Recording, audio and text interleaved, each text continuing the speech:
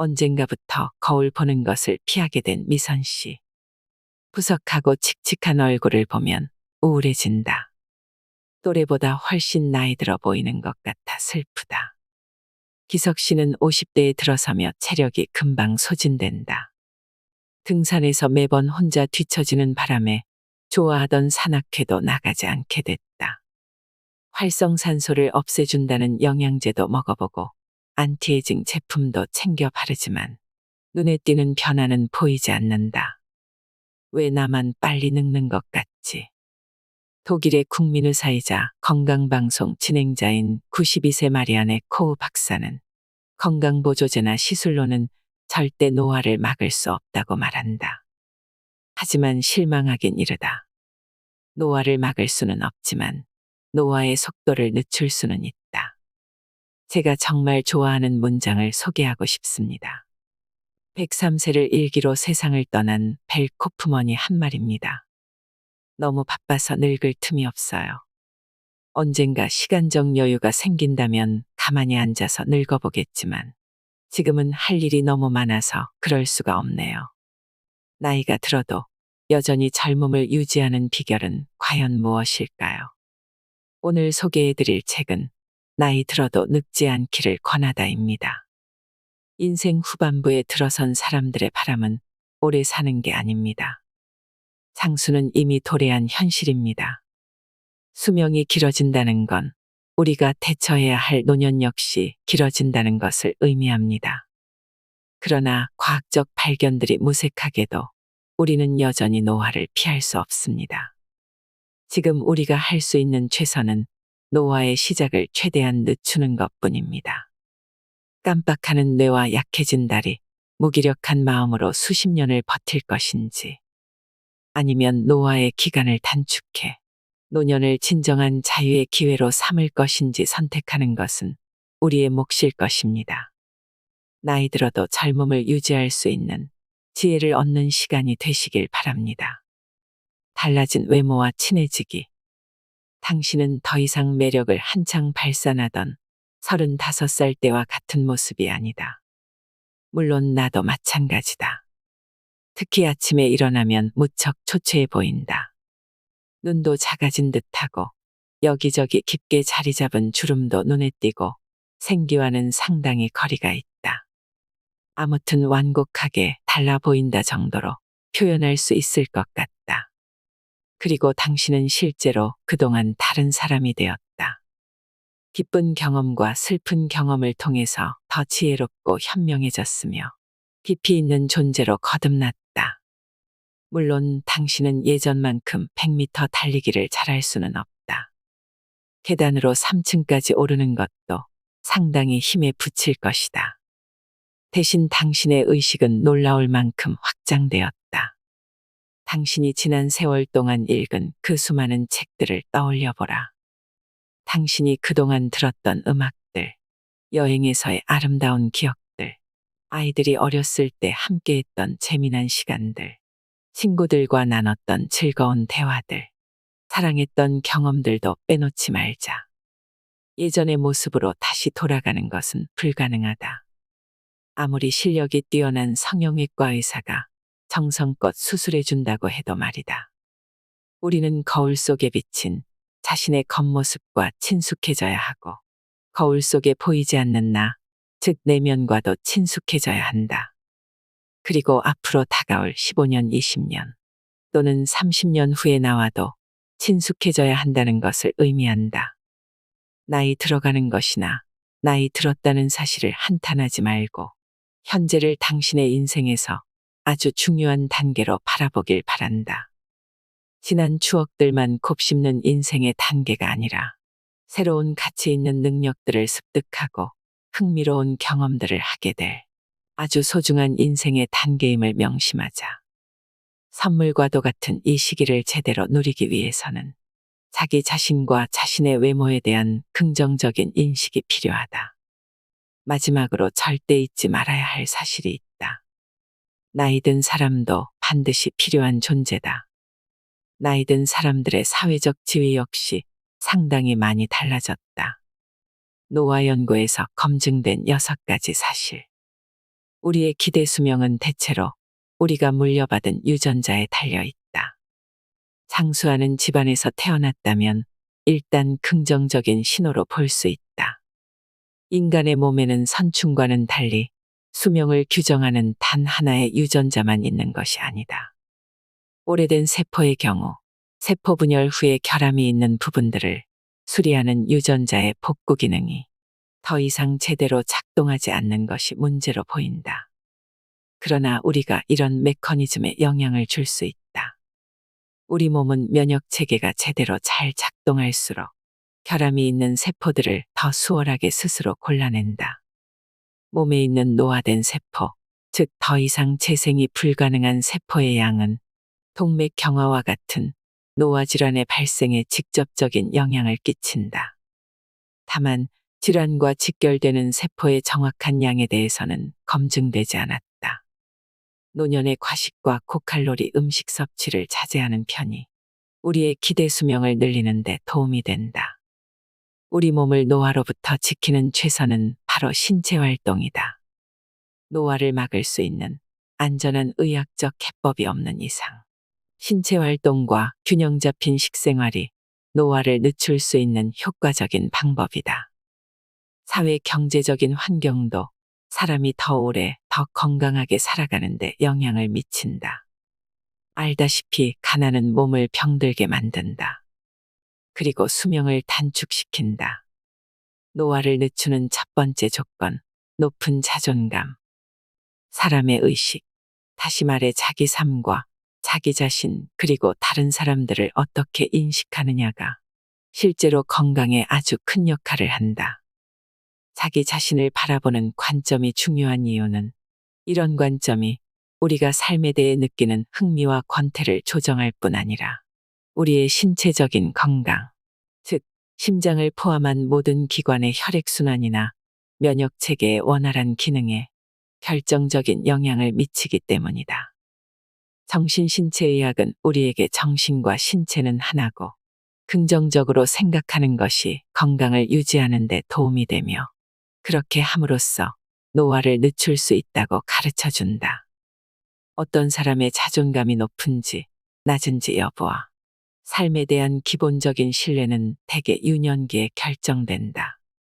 아이들과 청소년들이 부모 교사를 포함해 주위 사람들로부터 불안감을 유발하는 말이 아니라 계속해서 용기를 북돋아주는 말을 들을 수 있는 것은 정말 엄청난 행운이다.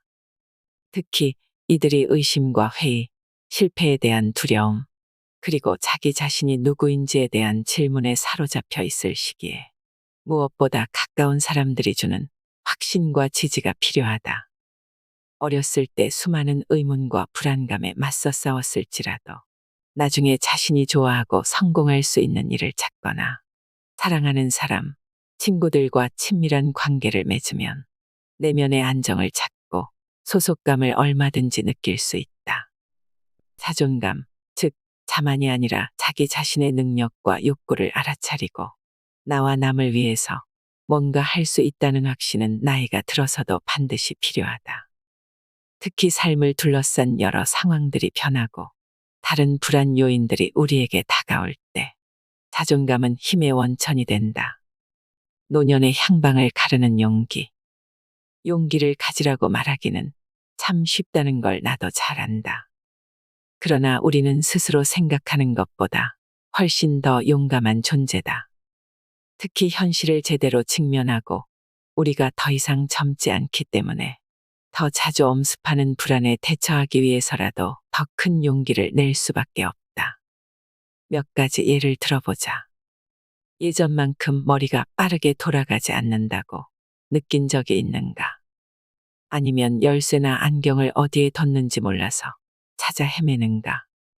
그렇다고 걱정할 필요는 없다. 이것은 알츠하이머병의 첫 신호가 아니라 노화의 아주 자연스러운 과정이다. 이런 과정이 이미 우리가 20, 30대였을 때부터 아주 천천히 진행되고 있었다고 전문가들은 말한다.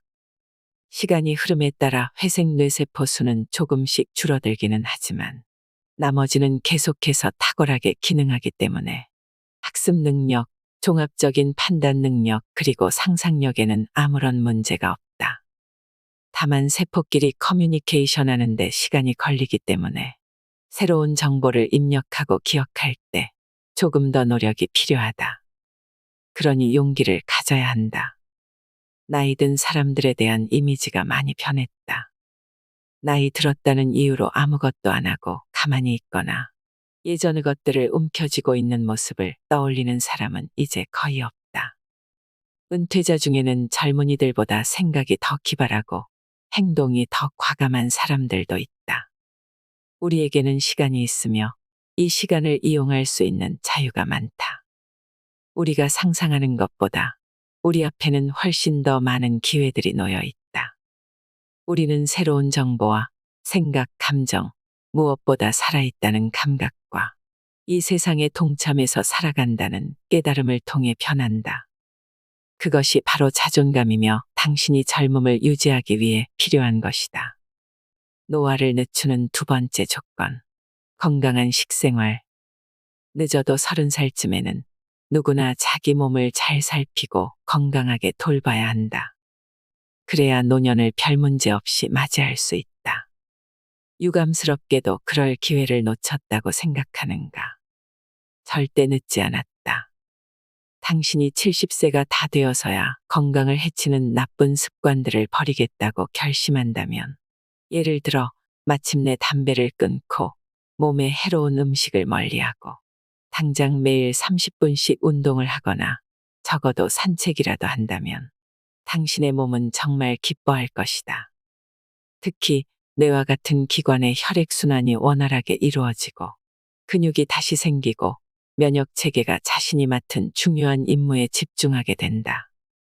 우리가 건강한 몸으로 노년을 보내려면 우선 젊음을 유지하는 5개의 기둥을 명심해야 한다. 이 기둥은 튼튼한 뼈, 유연한 관절, 강한 근육, 탄력 있는 혈관, 그리고 깨어있는 뇌세포다. 연구진들은 최근 몇 년 사이 노년의 신체 건강을 위협하는 몇 가지 요인들을 발견했다. 우선 나쁜 결과를 초래할 수밖에 없는 낙상과 근육이 서서히 줄어드는 근감소증을 조심해야 한다. 독감이나 대상포진뿐만 아니라 암 질환을 유발할 수 있는 면역 체계의 약화도 주의해야 한다. 또한 연구진들은 우리가 오랫동안 별 문제가 없다고 여겼던 현상을 가장 집중적으로 연구했다. 연구 결과에 따르면 이것은 기대 수명을 단축시키고 삶의 질을 떨어뜨리는데 결정적인 역할을 한다. 바로 과체중이다. 우리는 건강한 음식을 섭취해야 할 뿐만 아니라 우리의 마음을 어루만져주는 음식을 섭취해야 한다. 세포를 젊게 만드는 식사법. 실제로 우리가 먹는 음식이 노화로 인한 질병을 예방하는 중요한 도구가 될 수 있다. 전문가들은 우리가 지역에서 생산되는 신선한 채소, 제철 과일, 비타민이 풍부한 샐러드와 건강한 자연식품 대신에 우리 몸의 면역 체계를 해치는 방부제, 인공감미료, 그리고 인공향신료 등등 각종 화학물질이 들어간 식품들을 고른다고 말한다. 질이 낮은 원재료와 과도한 지방, 설탕, 그리고 소금 함량에 대해서는 말할 것도 없다. 우리 몸의 모든 세포에서는 대사 과정이 일어난다. 세포는 자신의 작은 발전소인 미토콘드리아에서 받은 영양소를 에너지로 바꾼다. 이때 소위 활성산소라고 하는 부산물이 만들어진다. 활성산소는 상당히 공격적인 쓰레기로 세포를 손상시키고 산소 공급을 방해하고 조기에 세포가 죽게 만든다. 어떤 사람이 섭취하는 음식에 화학물질이 많이 들어있을수록 그의 몸은 환경 독소에 더 많이 노출되고 그만큼 활성산소의 양은 더 많아지며 세포들은 활성산소로부터 벗어나기 점점 더 어려워진다. 그렇지만 우리는 세포가 이런 활성산소를 떨치도록 도울 수 있다. 올바른 영양 섭취를 통해서다. 신선한 채소, 과일, 견과류, 그리고 좋은 품질의 식물성 기름에는 활성산소를 막는 항산화 물질이 들어있다. 비타민과 소위 2차 대사산물이라고 하는 플라보노이드, 라이코펜, 베타카로틴, 페놀산 등이 있다. 이런 성분들은 우리 세포를 젊게 유지하는 데 도움이 된다. 모든 세포에 해당되지만 그 중에서도 특히 독감, 암, 대상포진과 같은 질병으로부터 우리를 지켜주는 면역세포에 도움이 된다. 또한 나이가 들어서도 튼튼한 뼈를 유지하기 위해서는 충분한 양의 칼슘을 섭취해야 한다. 뼈는 다른 기관과 마찬가지로 계속해서 재생되어야 하기 때문이다. 치즈, 브로콜리 같은 특정한 채소 또는 칼슘 함량이 높은 생수 등을 마심으로써 일일 권장량을 쉽게 채울 수 있다. 한편 노화를 연구하는 전문가들은 나이 든 사람들이 쇠약해지고 근손실이 나타나는 이유가 신체 활동뿐 아니라 단백질 섭취가 부족하기 때문임을 밝혀냈다. 꾸준한 운동은 물론 지방이 적은 육류나 생선 또는 계란에 들어있는 질 좋은 단백질 섭취를 늘려야 한다고 말한다. 나이 든 사람들이 단백질이 풍부한 식사를 할 수 있도록 각별히 신경을 써야 하는 이유다. 노화를 늦추는 세 번째 조건, 규칙적인 운동. 운동을 하고 난 후 혹은 1시간 정도 산책만 해도 기분이 한결 좋아지는 경험을 누구나 해봤을 것이다. 더 단단해지고 에너지가 충전되며 기분이 좋아진다. 놀라운 일은 아니다. 운동을 통해서 우리 몸을 구성하는 100조 개의 세포는 더 많은 영양소를 공급받았고 폐는 더 많은 산소를 들이마셔 혈액에 전달했다. 심장 근육은 혈액을 모든 기관에 공급하기 위해서 더 열심히 움직여야 했지만 운동하는 것을 즐겼다. 내 세포는 행복 호르몬인 세로토닌을 더 많이 분비했다. 다만 근육들은 너무 많이 일해야 했기 때문에 살짝 화가 났지만 그래도 이런 운동을 거쳐 더 강해진다는 것을 충분히 납득했다. 레오나르도 다빈치는 움직임은 모든 생명의 근원이다라고 말했다. 면역 체계를 위해서도 신체 활동은 꼭 필요하며 체중 부하가 실리는 운동을 꾸준히 하지 않으면 뼈가 약해진다. 최근에 의사들은 암 환자들에게 운동 프로그램을 추가로 처방하기도 한다. 때로는 화학 치료를 더 받는 것보다 운동이 우리 몸에 도움이 되는 경우도 있다는 사실이 밝혀졌기 때문이다. 환자들은 운동을 통해서 다시 긍정적인 생각을 하고 자신의 몸을 신뢰하게 된다. 조깅을 하는 대신에 노르딕 워킹을 하거나 그냥 가볍게 산책을 해도 된다. 반드시 피해야 할 낙상.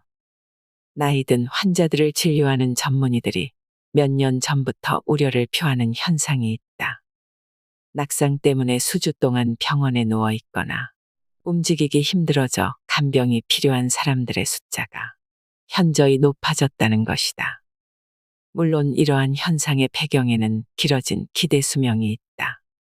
하지만 65세 이상 인구 중 3분의 1 정도가 1년에 한 번 정도 심한 낙상 사고를 겪고 있고 낙상 사고 중 10%가 골절이나 다른 심각한 부상으로 이어지는 것은 슬픈 현실이다.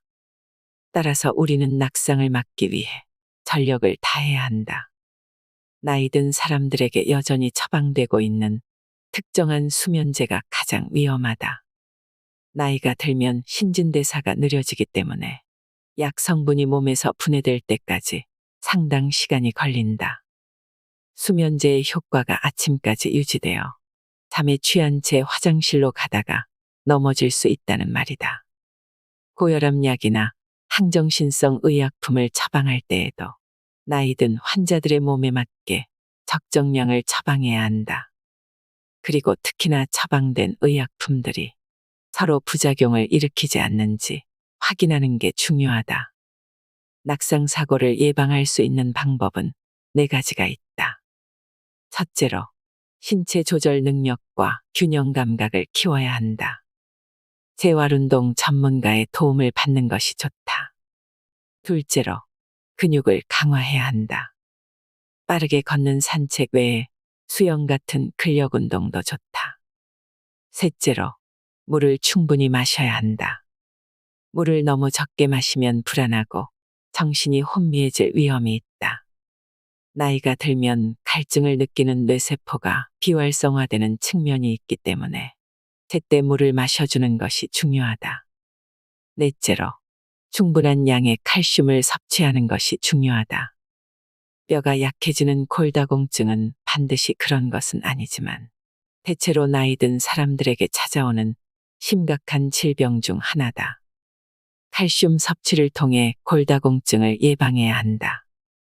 노화를 늦추는 네 번째 조건. 끝없는 배움. 평생 배움을 멈추지 않는 것은 필수일 뿐만 아니라 배움은 실제로 엄청나게 재미있다.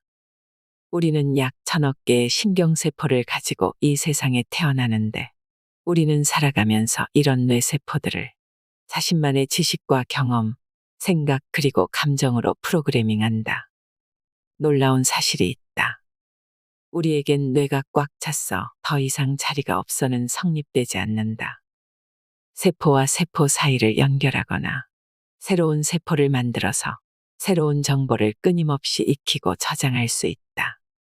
당연히 나이가 든 뇌라도 얼마든지 가능하다. 이것을 뇌의 가소성이라 부르는데 어제의 나의 뇌는 오늘이나 내일의 나의 뇌와는 다르다는 것을 의미한다. 사실 나이가 들면서 회색 뇌세포가 서서히 줄어들기 때문이다. 다른 세포들은 꾸벅꾸벅 졸거나 일종의 겨울잠을 자기 시작하고 신경세포 사이의 연결도 녹이 쓸거나 풀어져 버린다.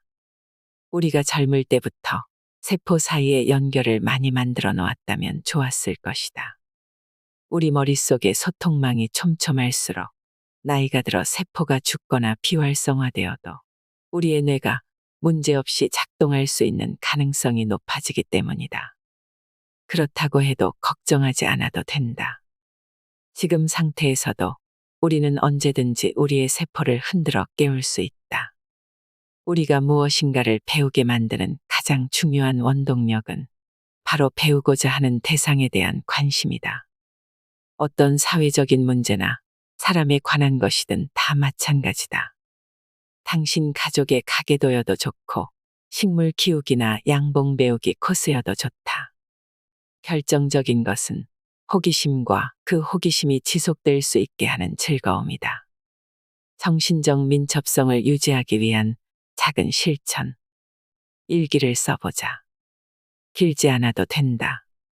완벽한 문장이 아니어도 괜찮다. 핵심적인 단어를 적는 것만으로도 충분하다. 글로 기록하는 동안 경험한 것을 눈앞에 떠올리게 되고 나중에 일기를 찾아서 읽을 때 다시 기억이 떠오를 것이다. 이 과정을 거치며 일기에 기록한 사건은 더 오래 기억할 수 있다. 암산을 연습하자. 요즘 암산하는 사람이 거의 없다는 건 나도 잘 안다. 계산기나 스마트폰으로 너무나 쉽게 계산할 수 있기 때문이다. 우리같이 나이 든 사람들 중에는 종이와 연필을 가져다 줘도 더 이상 곱하기나 나누기를 하지 못하는 이들도 많다.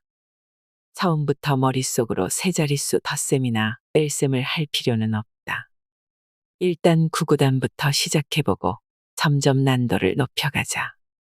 특히 욕조 안이나 버스, 지하철 같은 대중교통에서 할 수 있는 좋은 활동이다. 시를 외워보자. 친구 중 한 명인 유명한 뇌 연구자는 50세가 되고부터 시를 외운다. 시를 외울 때도 처음부터 긴 시를 외울 필요는 없고 한두 연 정도의 짧은 시부터 시작해보자. 암산할 때와는 달리 시를 외우다 보면 시인의 아름다운 생각을 감상하고 공유할 수 있는 보상까지 받게 된다.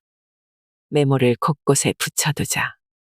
새나 꽃 이름 또는 가끔 보는 사람의 이름이나 어떤 개념이 떠오르지 않으면 메모지에 적어서 매일 눈길을 두는 장소에 붙여놓자. 예를 들어 컴퓨터에 붙여놓거나 부엌에 있는 냉장고에 붙여놓자. 며칠 지나면 당신의 기억세포가 이 이름들을 틀림없이 잘 떠올릴 수 있을 것이다.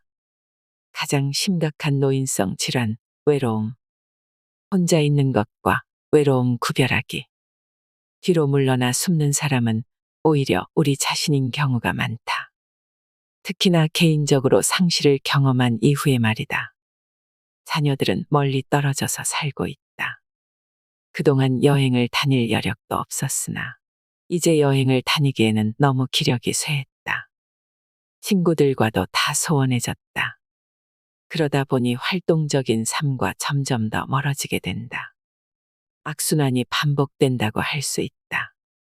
외로움은 그냥 혼자 있는 것과는 완전히 다르다. 나 역시 그렇지만 나는 혼자서도 잘 지내는 사람들을 많이 알고 있다.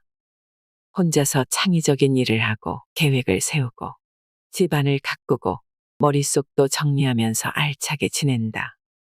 하지만 외로움은 사람을 마비시킨다. 무기력하고 모든 힘의 원천으로부터 차단되고 어두운 감정에 습격당하고 우울증에 걸린 것과 비슷해진다. 노화 연구 전문가들은 외로움을 가장 심각한 질병으로 간주한다. 나이 든 사람들에게 외로움이 너무나 광범위하게 퍼져 있기 때문이다. 외로운 사람들은 자신도 모르게 일종의 지속적인 스트레스에 노출되어 있는 것과 다름없다. 그리고 외로움은 정신적인 위축에 그치지 않고 치매로까지 이어질 수 있다. 외로움을 인정하고 먼저 다가가기. 당신이 조금 나이 들었을지는 몰라도 절대 지루하거나 재미없는 사람은 아닐 것이다. 오래 산 만큼 경험도 많을 테니까. 당신은 그냥 아무나가 아니라 과거와 미래가 있는 사람이다. 필요하면 당신도 얼마든지 새로운 것을 빨리 배울 수 있다. 주변을 둘러보면 얼마나 많은 공동체 모임들이 있는지 놀랄 것이다. 강의부터 전시회, 문화포럼, 시니어 클럽도 있다. 그 중에서도 다른 사람들을 돌보는 것은 외로움에서 빠져나올 수 있는 가장 확실한 방법이다. 그러니 용기를 내어 이런 기회들을 잘 이용해보자. 노년의 상실에 대처하는 것은 특히나 중요하다. 사랑하는 사람을 잃는다는 것이 무엇을 의미하는지 아무도 가르쳐 주거나 준비시켜 줄 수 없다. 오랜 세월을 함께한 사람, 매일 대화를 나누고 같이 웃었던 사람, 나를 누구보다도 잘 아는 사람, 너무나 많은 추억을 공유했던 사람, 이런 사람을 잃는 아픔을 나도 겪었다. 이런 상황에서 도움이 될 수 있는 것은 무엇일까? 시간. 세상은 늘 그렇다고 말한다. 새로운 경험과 영향들이 지금까지의 경험들 위에 차곡차곡 쌓이면 실제로 2, 3년 후에는 달라질지도 모른다. 새로운 것을 받아들일 수 있도록 마음을 항상 열어두어야 하는 것은 분명하다. 뒤돌아봤을 때 고인과 함께했던 삶과 경험들을 커다란 선물로 바라볼 수 있어야 한다. 나이가 들어가면서 많은 사람들이 감사함을 잊고 살게 되고 나이 들매 어두운 측면만 보곤 합니다. 그러면서 우리는 젊음의 비결에 대해 궁금해합니다. 그러면서 질병과 치매, 남의 돌봄을 받아야 하는 상황, 외로움과 소외, 그리고 자녀들에게 혹시 짐이 될까 걱정합니다. 왜 우리는 다가오는 앞날을 창의성을 발휘할 수 있는 기회로 보는 것이 아니라 두려워하기만 하는 것일까요? 젊음을 유지하는 비결은 머릿속에서 시작된다고 합니다. 자기 나이를 애써 잊으려고 노력할 필요는 없지만 그렇다고 해서 자신의 나이를 의식하면서 난 더 이상 못해, 더 이상 할 필요는 없잖아. 나이 들어서 이것해서 뭐해 같은 생각들로 빠지지 않아야 합니다.